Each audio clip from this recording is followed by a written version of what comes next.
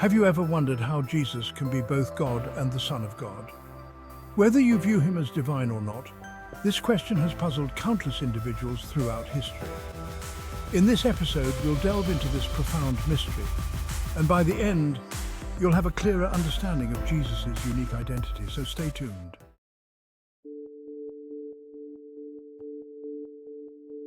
The attributes of God. Let's begin by exploring the attributes that define God, what truly makes God, God.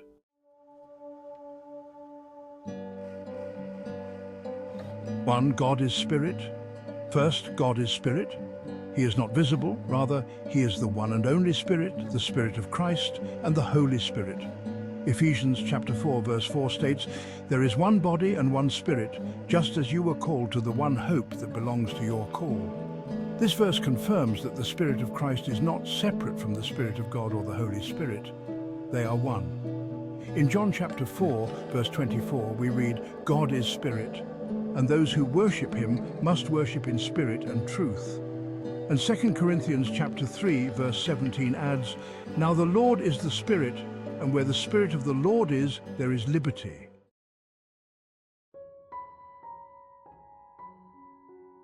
Two, God is invisible. Second, God is invisible. He has not been seen, cannot be seen, and will never be seen. John chapter 1, verse 18 tells us, "No one has seen God at any time. The only begotten Son, who is in the bosom of the Father, he has declared him." 1 John chapter 4, verse 12 reiterates this truth. No one has seen God at any time. Furthermore, Colossians chapter 1, verse 15 states, "He is the image of the invisible God, the firstborn over all creation," while 1 Timothy chapter 1, verse 17 declares, "To the King of the ages, immortal, invisible, the only God, be honor and glory forever and ever. Amen."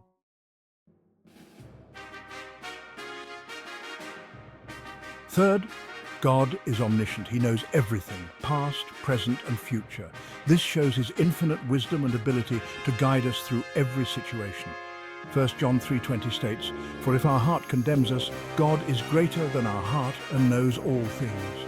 Hebrews 4:13 emphasizes, "And there is no creature hidden from his sight, but all things are naked and open to the eyes of him to whom we must give account." Psalm 147:5 reminds us, "Great is our Lord and mighty in power, his understanding is infinite."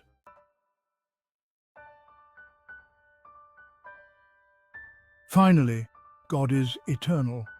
He has no beginning or end, and his eternal nature means he is always constant and unchanging, beyond the limitations of time. Psalm 92 beautifully captures this. "Before the mountains were brought forth, or ever you had formed the earth and the world, from everlasting to everlasting, you are God." Isaiah 40:28 states, "Have you not known? Have you not heard? The Lord is the everlasting God, the creator of the ends of the earth." And in Revelation 1:8, God proclaims, "I am the Alpha and the Omega, says the Lord God, who is and who was and who is to come, the Almighty."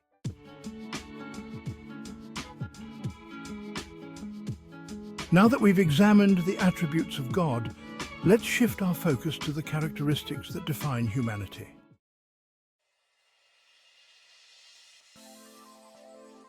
First, humans are physical beings made of flesh, interacting with the material world through our bodies.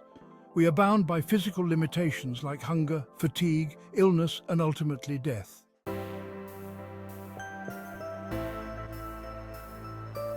Genesis chapter 1, verse 27 tells us that humans are created in the image of God. While God is unseen and eternal, we are visible beings reflecting his image in the physical world.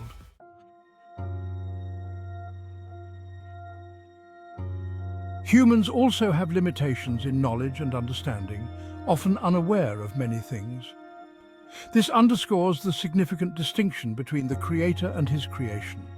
As stated in Matthew chapter 24, verse 36, "But concerning that day and hour no one knows, not even the angels of heaven, nor the Son, but the Father only."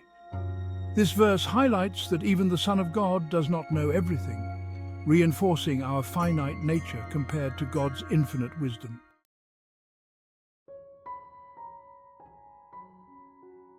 Finally, unlike God, who is eternal and without beginning or end, Humans have a definitive birth date and death date. Our existence is marked by a finite timeline reflecting our mortality.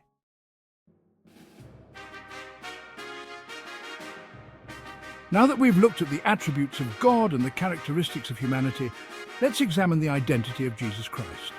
Where does he fit in these attributes? At first glance, one might hastily conclude that Jesus is simply a man, but not so fast.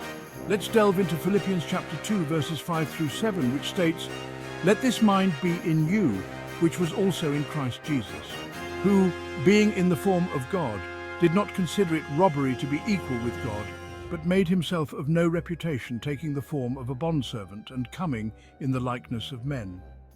This passage reveals two forms of Jesus Christ: one, the form of God, and two, the form of a bondservant.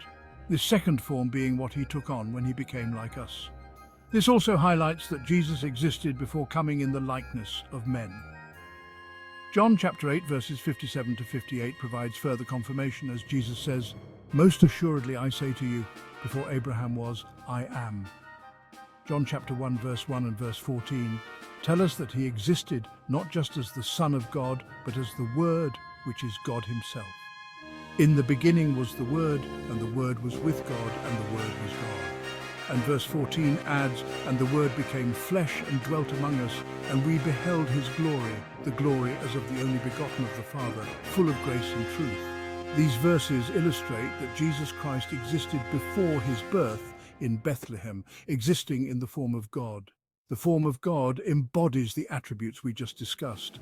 God is spirit, God is invisible, God is omniscient, and God is eternal.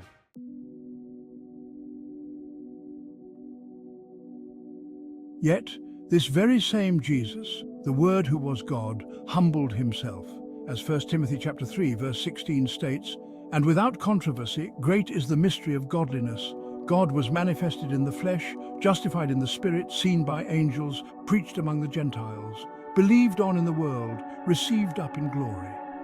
Jesus, who existed in the form of God, came to earth in the form of a bondservant in the likeness of men. 1 John chapter 2 verses 2 to 3 tells us what Spirit-filled Christians believe and what those of the spirit of the Antichrist do or do not believe. "By this you know the Spirit of God.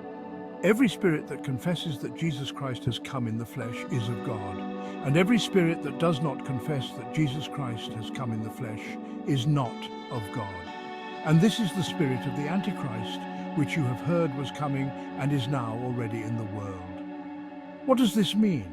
Those with the Spirit of God believe that Jesus, who is the Word, who is God, and who was in the form of God, came to earth in the flesh, in the likeness of men. God did not come to earth as God, the Spirit did not come as Spirit, the invisible did not come as invisible, the all-knowing did not come as all-knowing, and the eternal did not come as eternal. Instead, the attributes of God came in the attributes of humanity.